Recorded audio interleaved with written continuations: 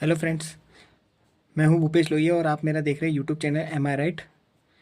पिछली वीडियो के अंदर हमने है ना स्क्वायर रूट्स और उसके बारे में, वर्गमूल के बारे में, घनमूल के बारे में, स्क्वायर रूट के बारे में और साथ में क्यूब रूट के बारे में थोड़ा सा डिस्कस किया था। अब जो भी हमने डिस्कस किया था ना उसको है ना हम थोड़ा सा है ना वेल प्रिपेयर्ड तरीके से, यानी स्क्वायर कैसे निकालते हैं, क्यूब कैसे निकालते हैं, वो थोड़ा समझने की कोशिश करते हैं और किस किस टाइप के क्वेश्चन किस तरह से बनते हैं वो हम देखेंगे इसके अंदर। जैसे मैं स्टार्ट करूं अगर सबसे पहले स्क्वायर के अंदर, तो अगर मैं स्क्वायर के अंदर बात कर रहा हूं तो स्क्वायर को सबसे पहले हम क्या बोलते हैं? स्क्वायर को हम बोलेंगे वर्ग। ठीक है, स्क्वायर को हम वर्ग बोलते हैं। अब वर्ग बोलने का मतलब क्या हुआ? वर्ग का मतलब ये हो गया कि कोई भी एक संख्या होगी। संख्या का मतलब क्या हो गया कि चर या फिर अचर। अब चर अचर के बारे में मैं आपको डिटेल में पहले ही बता चुका हूँ कि चर और अचर संख्या में फ़र्क क्या है। चर संख्या वह संख्या होती है जिसे वेरिएबल नंबर के रूप में लिखा जा सकता है, जैसे अल्फ़ाबेटिक, यानी A B C D X Y Z P Q R, ये सारी की सारी चर संख्या के अंदर आती है। अचर संख्या वह संख्या होती है जो कांस्टेंट होती है, जिसका मान चेंज नहीं होता है। वहीं मैं आप बात करूं सम संख्या की, सम संख्या वह संख्या होती है जो दो के पाड़े में घटती है। वहीं मैं बात करूं विषम संख्या की, विषम संख्या वह संख्या होती है जो दो के पाड़े में नहीं घटती है। अब अगर बात करें भाज्य और अभाज्य के बारे में, भाज्य संख्या वह संख्या होती है जो खुद के साथ में किसी और नंबर में भी कट जाए। ये मैं आपको बता चुका था वीडियो के अंदर, फिर भी मैं वापस से रिपीट कर रहा हूँ। भाज्य संख्या वह संख्या होती है जो अपने अलावा किसी और नंबर से भी कट जाए। जैसे फॉर एग्जांपल 6, 6 को मैं 6 में भी काट सकता हूँ, 6 को मैं 2 से भी काट सकता हूँ और 3 से भी काट सकता हूँ, यानी अदर नंबर से कट सकता है। ऐसे अगर मैं बात करूँ अभाज्य संख्या, अभाज्य संख्या वह संख्या होती है जो केवल और केवल अपने से ही कटे, लेकिन उसके अलावा किसी और नंबर से ना कटे। जैसे 2, 3, 5, 7, उसके बाद में आ गया 11 और उसके बाद में आ गया 13। ये सारे के सारे नंबर क्या कहलाते हैं? अभाज्य नंबर कहलाते हैं। अभाज्य संख्या को प्राइम नंबर बोलते हैं, भाज्य संख्या को कंपोजिट नंबर बोलते हैं, सम संख्या को इवन नंबर बोलते हैं और उसके बाद विषम संख्या को ऑड नंबर बोलते हैं। वहीं पे बात करूँ अपने पास में चर संख्या, चर संख्या यानी वेरिएबल नंबर हो गए और अचर संख्या यानी कॉन्स्टेंट नंबर हो गए। अब हम बात कर रहे हैं स्क्वायर के बारे में। स्क्वायर को हम बोलते हैं वर्ग। इसको समझे कैसे और इसका सिंबल कैसे होता है? तो सबसे पहले कोई भी मैंने एक है ना चर संख्या लिख दी, जैसे एक्स, एक्स के ऊपर मैंने घात लगा दी जैसे 2, तो ये इसको हिंदी के अंदर जो नॉर्मली तरीके से बोलेंगे तो इसको ऐसे बोलेंगे एक्स की घात 2। लेकिन वहीं अगर इंग्लिश वर्ड के अंदर फटाफट से बोलना होगा तो ये कहलाएगा एक्स का स्क्वायर, या फिर आप ऐसे भी बोल सकते हो एक्स की पावर 2। अगर आप पावर वर्ड यूज कर रहे हो तो इसका मतलब पावर सब में इस्तेमाल कर लो। कैसे इस्तेमाल करोगे?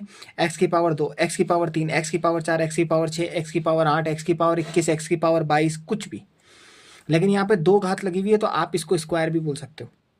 ठीक है, हिंदी के अंदर मैंने बता ही दिया कि हिंदी के अंदर आप बोलोगे तो इसको घात में बोलोगे, लेकिन अब इसको वर्ड के तौर पे कैसे बोलेंगे? तो आप सीधा बोलोगे कि ये वर्ग लग रखा है किसके ऊपर? एक्स के ऊपर। तो एक्स की घात 2 भी बोल सकते हो और एक्स का वर्ग भी बोल सकते हो। ठीक है, तो ये हो गया एक्स का स्क्वायर या फिर एक्स का वर्ग। तो मैं इसको बता देता हूँ, यहाँ पे लिखा मैंने एक्स का, इसको वर्ग भी बोलते हैं। ठीक है, ये कहलाएगा एक्स की घात 2। ठीक है, और इसको एक्स का स्क्वायर भी बोलेंगे।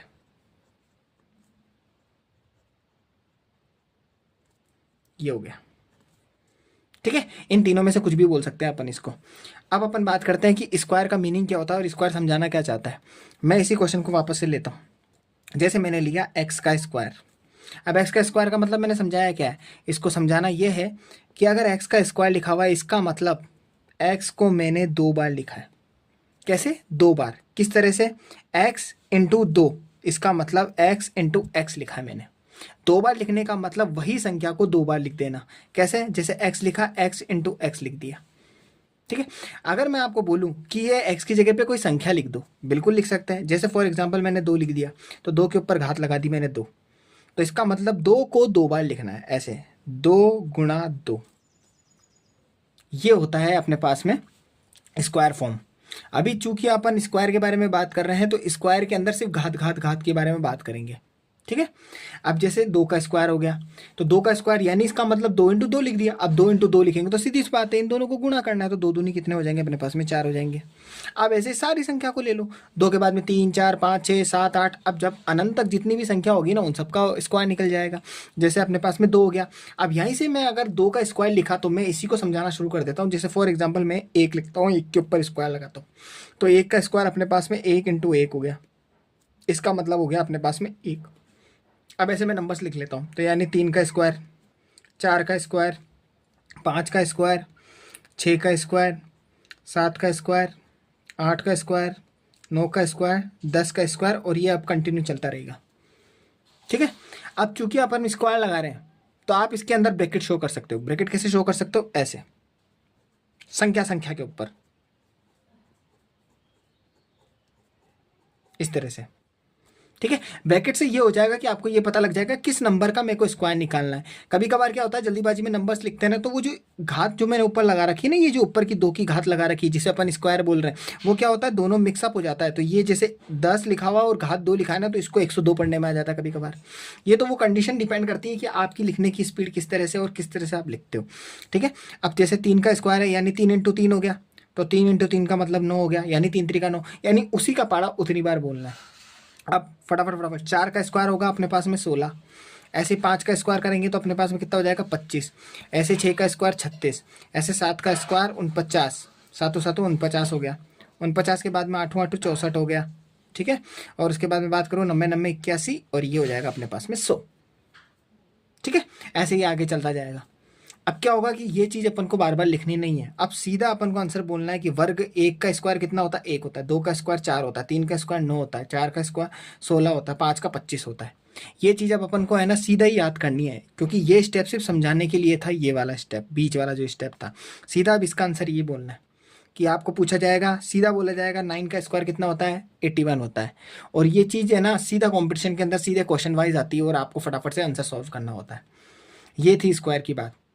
अब ये 10 तक तो अपन ने सीख लिए, 20 भी सीख लेंगे, 30 भी सीख लेंगे, निकालना आसान हो जाएगा क्योंकि गुणा कर लेंगे। अगर मैं आपको अब मैं फट से बोलूँ कि 59 का स्क्वायर निकालो, मैंने आपको बीच में कोई जैसे क्वेश्चन दिया कि 59 का स्क्वायर बताओ, आप क्या करोगे, तो 59 का स्क्वायर निकालने के लिए आप क्या बोलोगे, यानी इसी नंबर का इसी नंबर से मल्टीप्लाई करना है, यानी 59 इंटू 59। मैं वापस से बात रिपीट कर रहा हूँ, जितनी घात होगी उस संख्या को उतनी बार लिखा जाता है। संख्या ये होती है, घात ऊपर वाली होती है। यानी इसको जो मैंने लिखा है ये रूप इस टाइप का है जो मैं आपको पहले भी बता रहा हूँ। एक्स लिखा हुआ है, एक्स के ऊपर घात लिखी हुई है। घात को इंग्लिश में पावर भी बोलते हैं। ठीक है। लेकिन अगर 2 घात लिखा है तो उसको आप स्क्वायर बोलोगे, 3 घात लिखा है तो इसका मतलब क्यूब बोलोगे, लेकिन 4 घात 5 घात 6 घात को घात घात घात के रूप में बोलोगे। क्या बोलोगे इंग्लिश के अंदर, एक्स की घात जैसे 5 है तो एक्स की घात 5 लगी हुई तो हिंदी में बोलोगे एक्स की घात 5, लेकिन वहीं इंग्लिश में बोलना होगा तो एक्स की पावर 5। ठीक है। नेक्स्ट 59 का स्क्वायर होगा तो 59 को 59 से मल्टीप्लाई करना है। अब गुणा करने के कई सारे तरीके हैं, जिसमें फर्स्ट मेथड जो प्रत्येक बच्चा जानता है, जो पहली दूसरी तीसरी क्लास से पढ़ता है, क्या चीज़ कौन सा मेथड है, वो है 59 को 59 से सीधा ऐसे गुणा कर देना। जो वैदिक गणित के अंदर, वैदिक गणित टाइप के अंदर जो मल्टीप्लाई सिखाया जाता है वो इस टाइप का ये कुछ ऐसा। वही इन 59 को 59 से मल्टीप्लाई करना है तो आप क्या करोगे, 90 90 81 बोलोगे तो 1 लगाओगे, 1 लगाने के बाद में आप 8 ऊपर लिख दोगे। फिर उसके बाद में क्या करोगे, 9 को 5 से गुणा कर, 9 पंजे 45, 45 को फिर अपने पास में 8 जोड़ दोगे तो 45 और 8 हो जाएंगे अपने पास में 53, 53 का 53 लिख दोगे। फिर गुणा करोगे, पाँचम पाँचम क्या सॉरी 5 नम 45 हो गया, 5 नम 45 के बाद में फिर आप यहाँ पे 4 लिखोगे और यहाँ 5 कर दोगे। फिर उसके बाद आप पंचम 25 करोगे, 25 में 4 जोड़ दोगे तो आप 29 लिखोगे, ये 29 लिख दिया, फिर आप प्लस कर दोगे। तो 1 में क्रॉस को, यहाँ क्रॉस का मतलब 0 है। ठीक है। तो 1 में 0 को जोड़ेंगे तो 1 है, 3 में 5 जोड़ेंगे तो 8 हो गया, फिर उसके बाद में 9 में 5 जोड़ेंगे तो 14 हो गया, फिर 1 लग गया, फिर उसके बाद में 3 हो गया, तो 34 81 आंसर आ गया इसका। यह आपके पास में मल्टीप्लाई के अंदर इसका आंसर आया।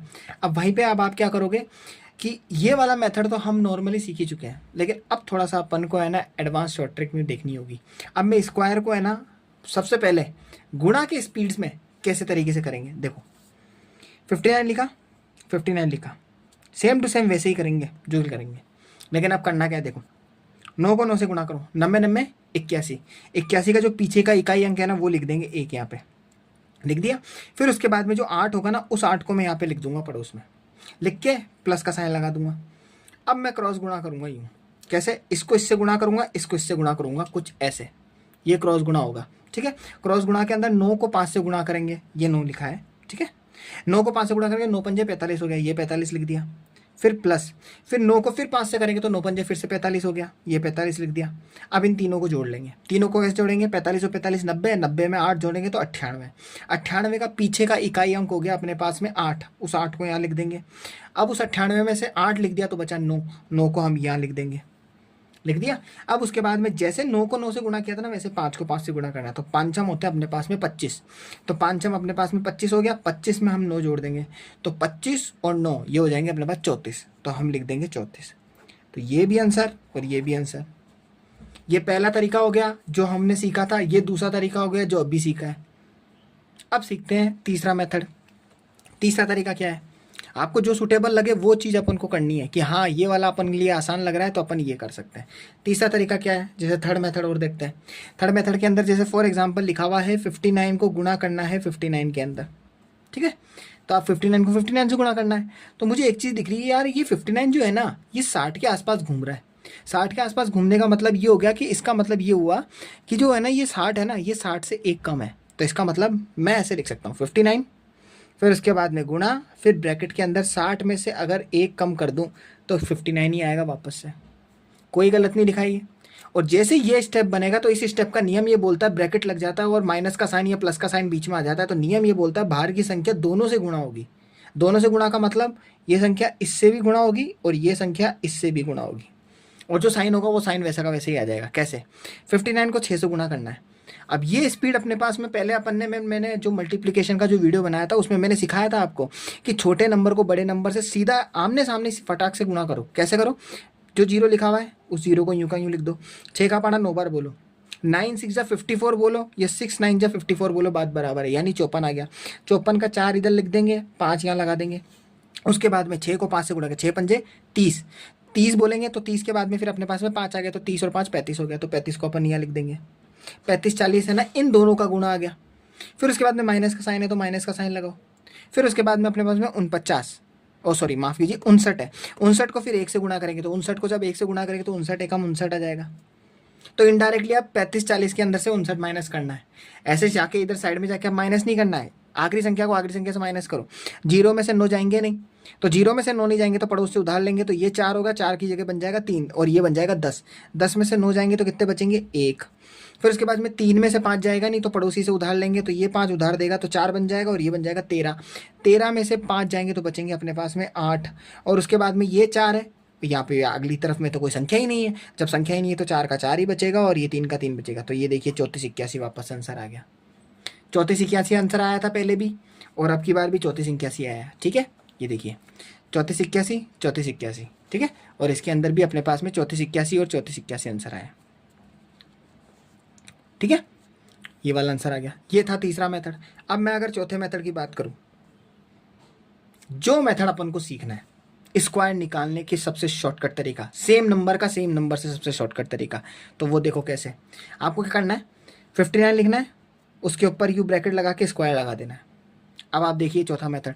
चौथे मेथड में क्या करूँगा मैं, लास्ट वाले नंबर का स्क्वायर, 9 का स्क्वायर होता है 81 यानी 81 होता है, 81 का 1 लिख दूंगा यहाँ, प्लस का 8 यहाँ पे लिख दूंगा। अब मैं यूँ सीधा क्रॉस में गुणा कराऊंगा। क्रॉस में गुणा का मतलब इस नंबर को इससे गुणा कराऊंगा, जो आंसर आएगा उसको इससे गुणा कराऊंगा, फिर प्लस करूंगा। देखो कैसे, 5 को 9 से गुणा करूंगा तो 5 नम 45 बोलो या 9 पंजे 45, तो 5 नम 45, 45 दूना 90, 90 में 8 जोड़ूंगा तो 98, तो 98 का 8 यहाँ पे आ गया। अब 9 को यहाँ लगा दिया। लगाने के बाद में इस वाली संख्या का 9 का तो ले ही चुका हूँ, अब इस वाली संख्या का स्क्वायर निकाल, तो 5 का स्क्वायर कितना होता है 25, 25 में 9 जोड़ूंगा तो वापस से अपने पास में 34 आ जाएंगे। और ये वाला मेथड अपन को सीखना है। ये शॉर्टकट तरीका है सेम नंबर का फटाफट से स्क्वायर निकालने का। और अगर मान लो कि दो नंबर अलग अलग आ जाए, जैसे फॉर एग्जांपल मैं आपको लिख दूं कि 34 आ जाए और उसके बाद में मल्टीप्लाई के अंदर जैसे आ जाए अपने पास में 59 और आपको बोले कि इसका मल्टीप्लाई करो, कोई दिक्कत नहीं है, परेशान नहीं होना है। आप दो मेथड है, वो दोनों मेथड इस्तेमाल कर लो। कौन सा वाला, एक तो वही ये 60 में से एक कम है।